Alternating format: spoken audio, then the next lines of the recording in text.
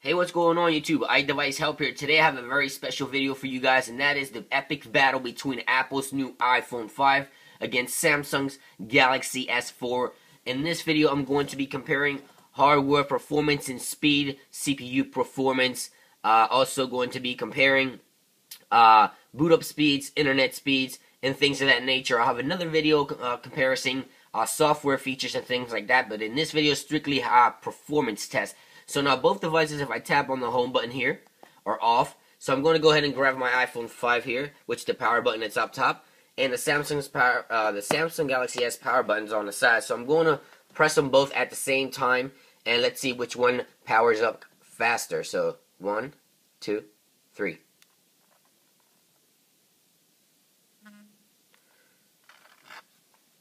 So it looks like Apple lit it up first, Apple's iPhone 5. Let's go ahead and wait. Now, both devices are running the latest operating system for Android and Apple.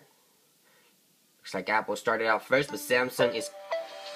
Oh, looks like the iPhone came in faster. And then the Galaxy came in a few seconds behind. So that was the power-up test. Now let's go ahead and jump more to other things. Alright, so the Samsung Galaxy S offers so many features and support of all kinds. Let's go ahead and get started. It supports 3G, 4G LTE, and also HSPA+, depending on the carrier that you buy it from. Also, of course, it's running Android 4.2 Jelly Bean with a touch of TouchWiz, which is, of course, Samsung overlaid on Android. Samsung's own TouchWiz. Of course, the screen resolution is 1920 by 1080, which gives you 441 pixels per inch. That is the Super AMOLED 5-inch diagonal screen. And of course, it has a built-in GPS, accelerometer, thermometer, humidifier, which is really cool. Now, the back-facing camera is a 13-megapixel camera with an LED flash. The front-facing camera will be a 2-megapixel camera with autofocus. Of course, the panorama shooting, sound and shot, recording video, 1080p video recording from both cameras, and much more like autofocus and things like that. It offers so many features, guys. Now, of course, it, like I said, supports 3G, 4G, Bluetooth, NFC capabilities, mobile Wi-Fi, hotspot, and also Wi-Fi support, of course. Now, we got the expandable memory, which goes on the top. You can buy an extra expandable memory to expand it up to 32 gigabytes of storage. You have mini USB support for the bottom, which can go out to HDMI. We also have a 1.6 gigahertz processor built into this model. The international model also offers a 1.8 gigahertz. This is a quad-core Cortex processor inside this bad boy. Now, it also only weighs 130 grams. That is relatively light if you think about it. Like I said, the SD card is in there, the GPS, and those are some of the things. I might have missed a few, but those are some of the core things that the Samsung Galaxy S4 has to offer. I'm not going to go through the specs of the iPhone 5 because we already talked about that in prior videos, but if you want the specs on the iPhone 5, there will also be in the video description down below. So let's go ahead and continue with this performance test. Alright, so now the next test is going to be performing the CPU performance. I have both on both devices. I have the Geekbench application. This will test all the performance of the CPU inside this bad boy. So let's go ahead and begin. So the Samsung Galaxy S came in first with 2553 on CPU performance. Again, that is running the latest version of Android 4.2. The iPhone 5 is still doing its test. Memory performance was 2400 for the Samsung Galaxy. Alright, so there is the iPhone 5's performance is about half of what the, well, not half, but close to half of what the Samsung Galaxy S4 performance was. As you can see, the memory score was 1877. There you go. There you guys have it. Those are the performance as of CPU performance on both devices. Samsung, of course, took that by a long shot. So let's go ahead and continue with the performance test. Alright, now quickly jumping on over to the speed test. I got speedtest.net here, an application that measures the internet speeds, and I'm going to go ahead and jump into the settings application here on both devices, and make sure that we are connected to the same network so the test is absolutely fair to both devices. And I'm going to be doing one device first and then the other, so that there it is, the Belkin's 74A, that's my network. Alright, here it is on the iPhone as well. Now that is a dual band Wi-Fi connection, so it does support dual band on both devices, so it should perform rather nicely. So let's go ahead and jump back into the speed test application, and like I said, I'll do one device first and then the other so it doesn't interfere one with the other. So let's begin with the Samsung phone.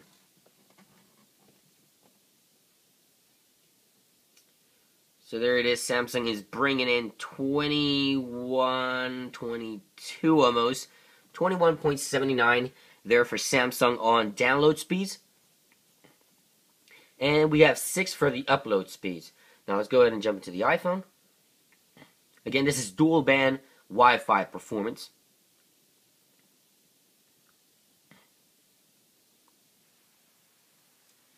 And it looks like the iPhone is bringing in 13.5.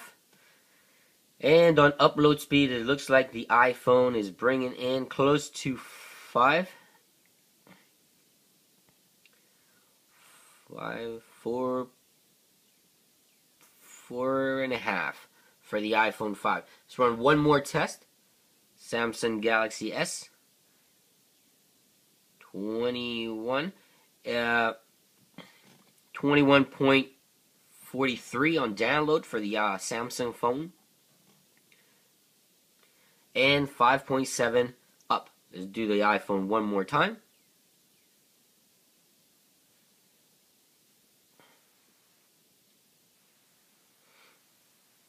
Now they're both connected to the dual band, same network and everything. It appears that the Samsung phone has better performance with their Wi-Fi built-in antenna. Now you got to give the iPhone a bit of a break. Remember, the Samsung phone just got released a few days ago as of the filming of this video. The iPhone 5 has been released for close to 7 months as of the filming of this video, if not 8.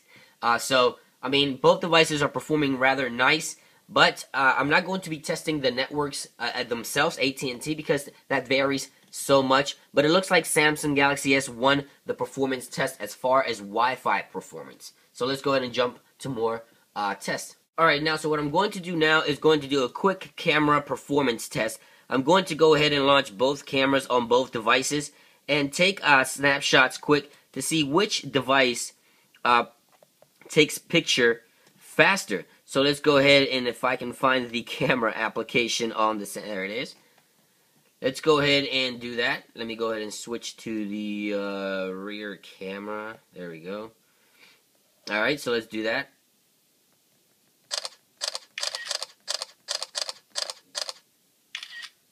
So it looks like Samsung takes pictures faster. Let's go ahead and try that again.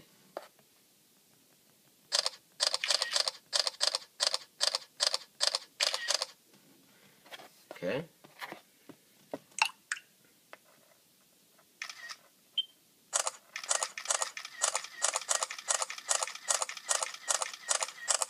Just about the same speed. I think Samsung has a little bit of an edge there on the camera shutter. I think it goes a little bit faster, but Apple not too far behind there on the picture taking. That was a quick camera test on the speed of the camera shutter. Alright guys, so the next test is going to be checking the performance of the browser speeds. Now let's see which device actually browses through pages faster, and also checking performance on zooming in and out and gestures of that nature. So I have my blog here loaded on both devices, so let's go ahead and begin the test.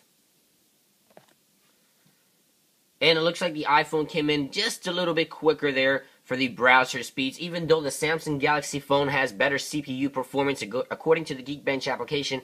It looks sometimes when you have software alongside with hardware that is more in sync, you can get better performance even if your CPU performance is not up to par with another device, as in this case that we just seen here. Now we're going to go ahead and go to the non-mobile version of the website by tapping on there.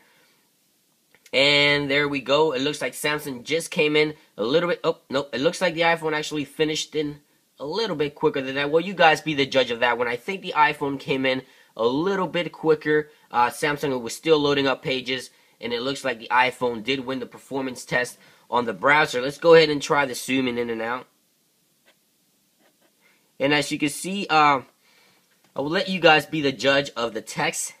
To me, it looks like both texts look wonderful. The Samsung Galaxy S screen is magnificent. And the zoom in and out has no glitches on either device. It looks like it's performing rather nicely. So that is a browser speed test on both devices, Samsung Galaxy S4 and the iPhone 5.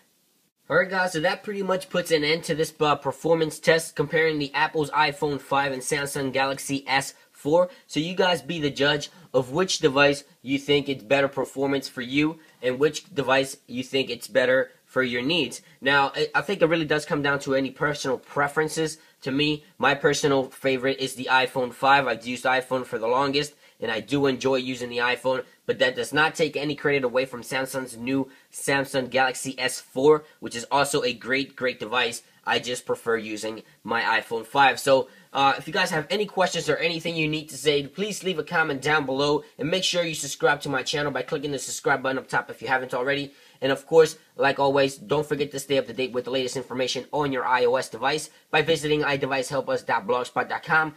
It's been iDevice. I hope you guys really enjoyed this video, and I will catch you guys on the next one. Peace.